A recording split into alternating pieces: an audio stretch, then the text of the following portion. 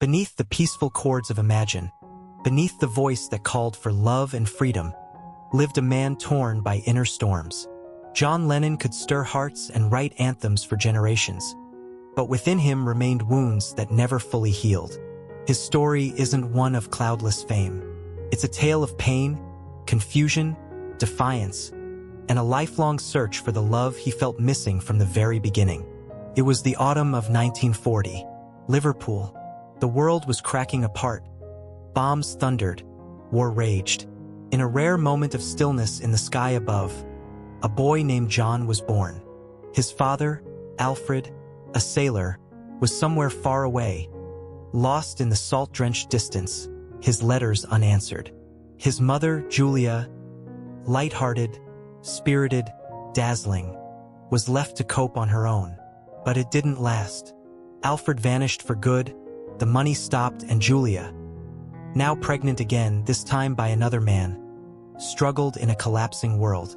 It had all the drama of a stage play, except it wasn't fiction. It was heartbreak in real life.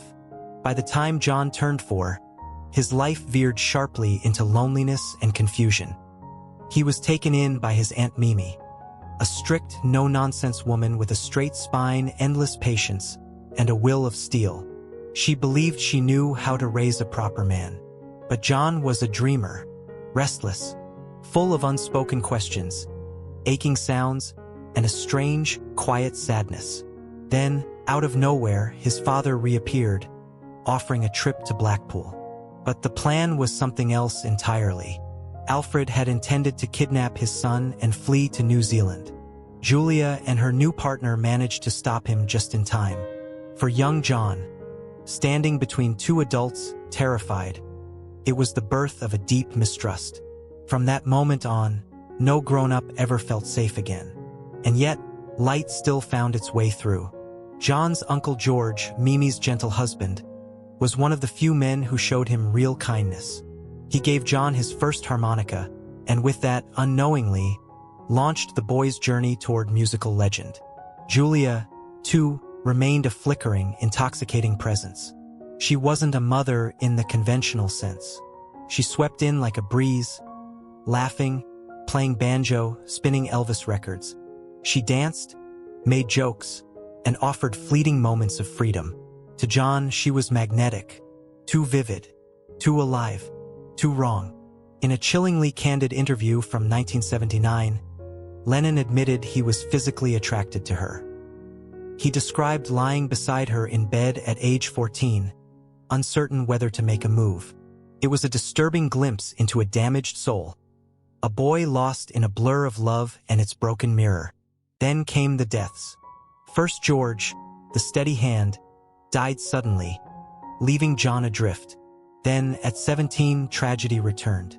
Julia was hit and killed by a police car just steps from Mimi's house.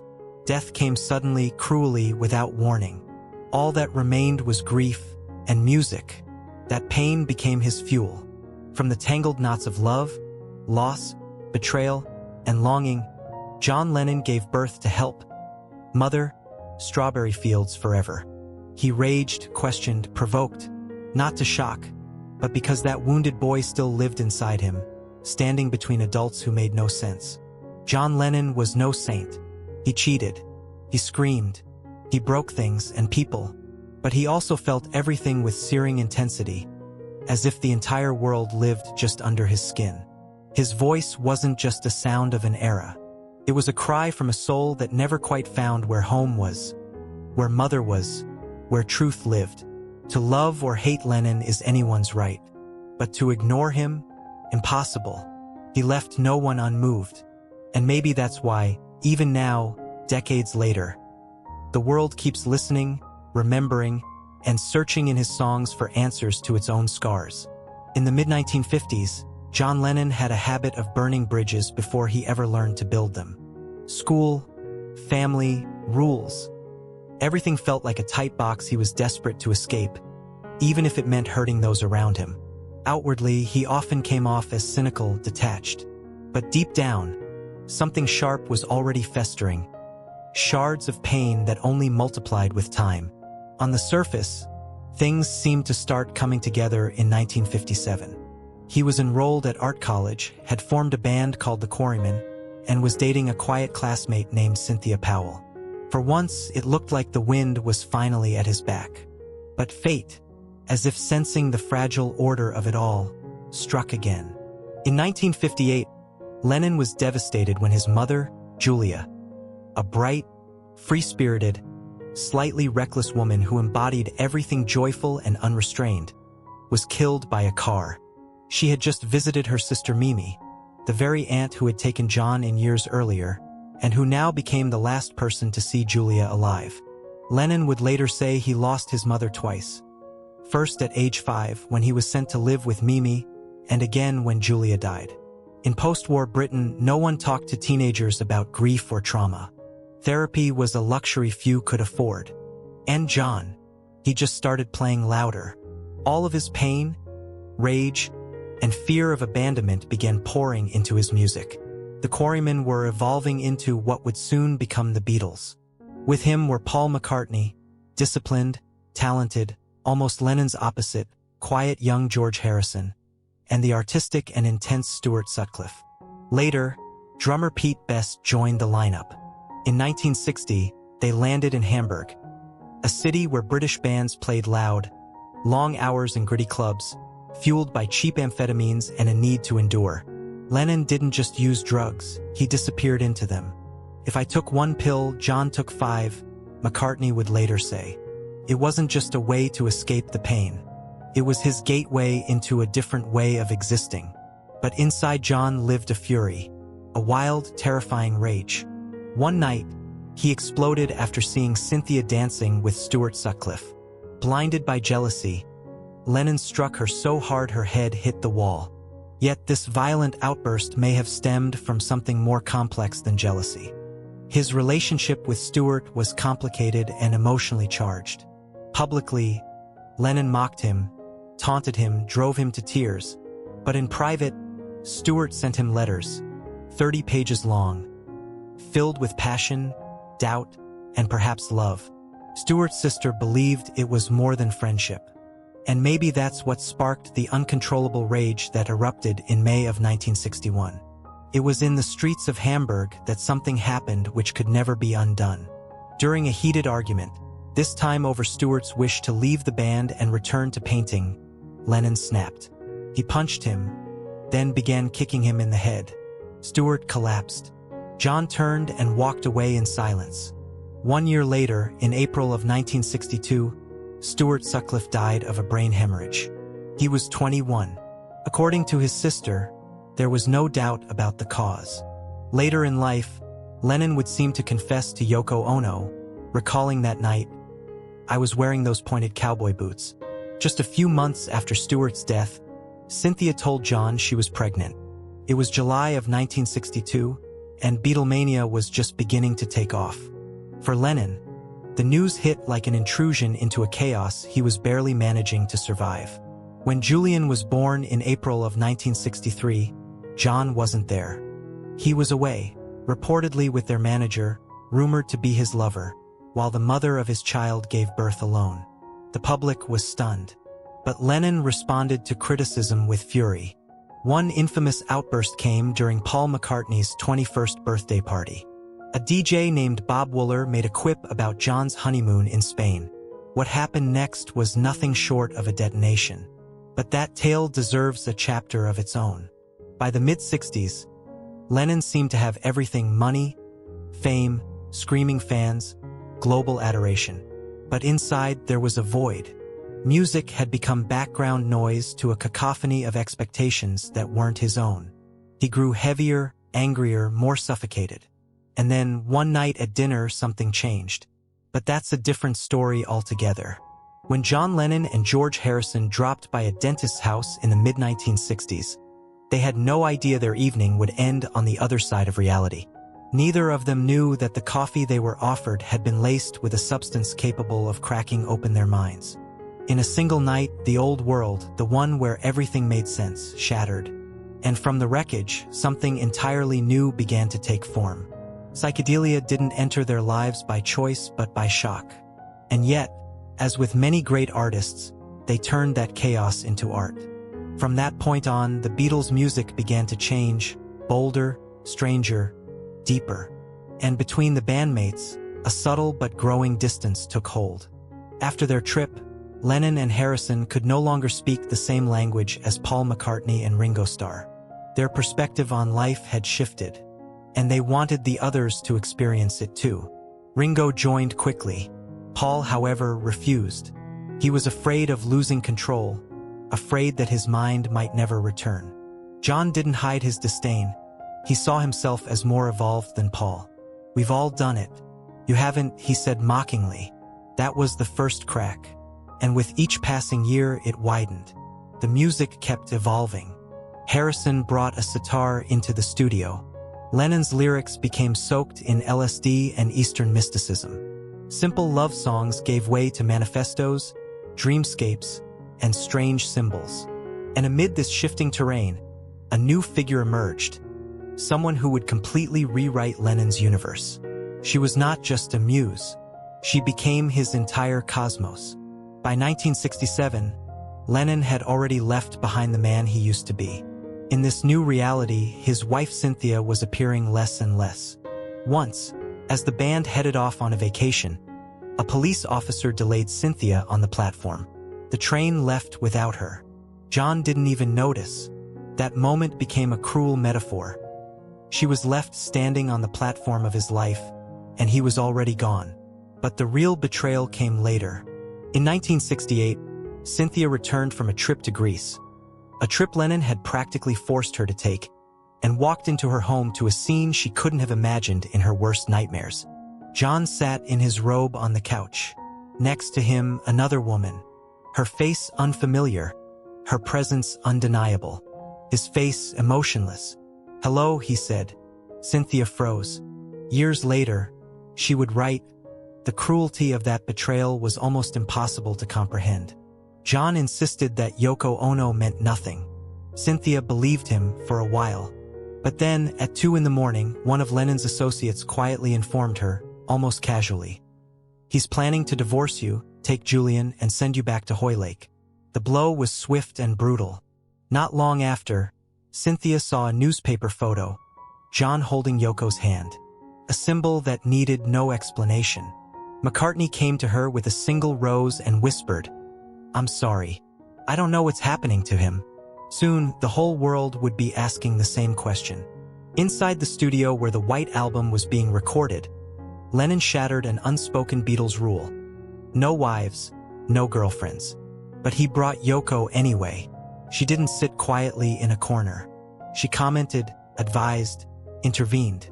She became part of the creative process and part of the fracture. Lennon would later admit, "You can hear the breakup of the Beatles in that album." His new love, his dependence on her, and his emotional drift from the rest of the band had become a widening fault line. Then came the winter of 1969. The White Album had just been released, and the band was working on Let It Be. But tensions outside the studio were growing. Not between Lennon and McCartney, as many assume, but between Lennon and Harrison. George felt that Yoko had taken the space beside John that used to be his.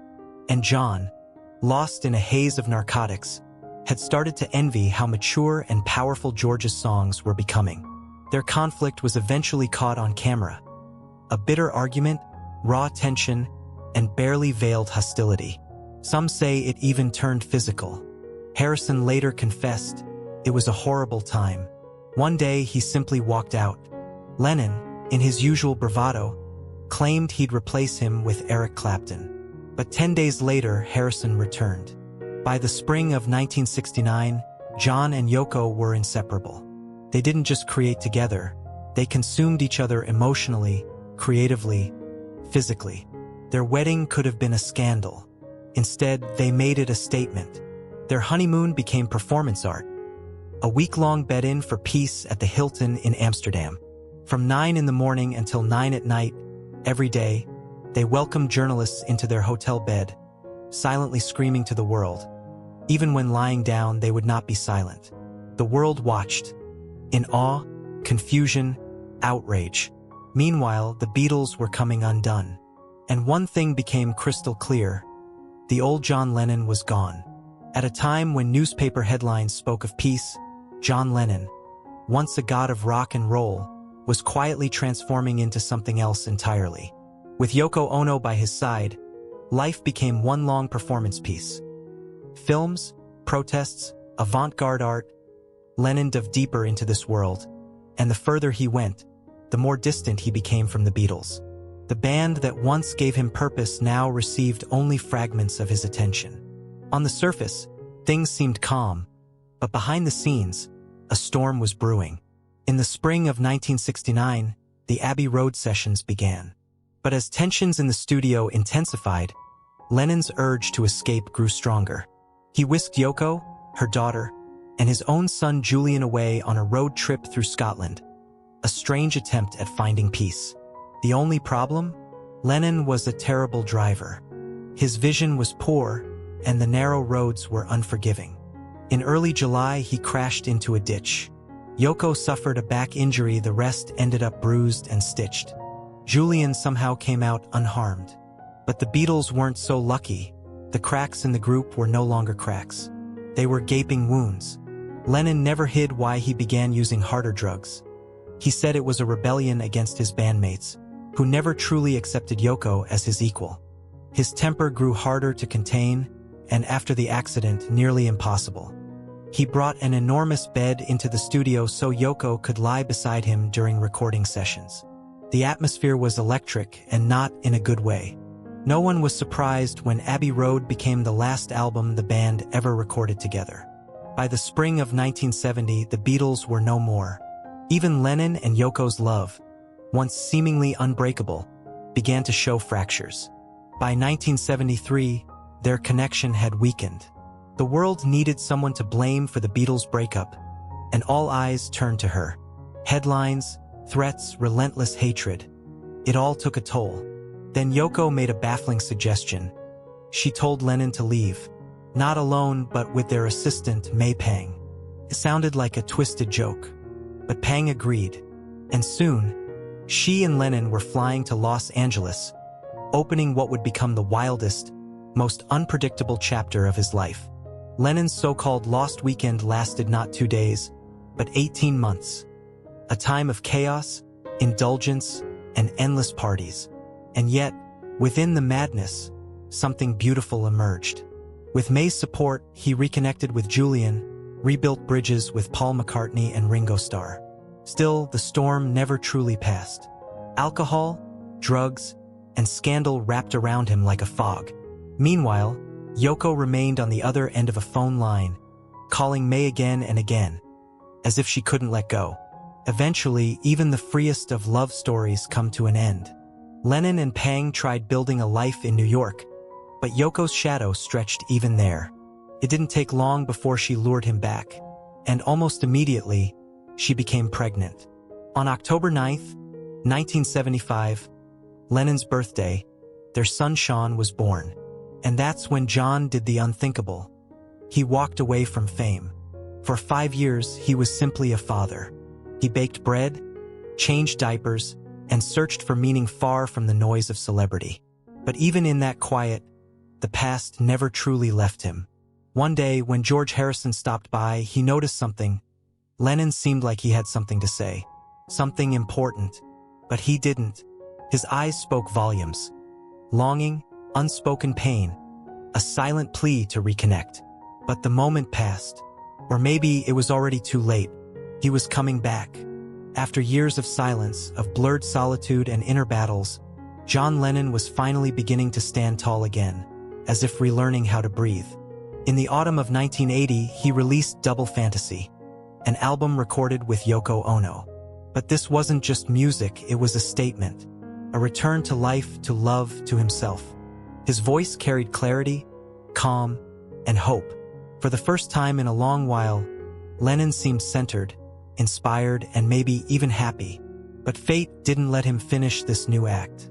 On the evening of December 8th that same year, just hours after kindly signing a copy of the album for a fan, that same man, Mark David Chapman, waited for him at the entrance of the Dakota building.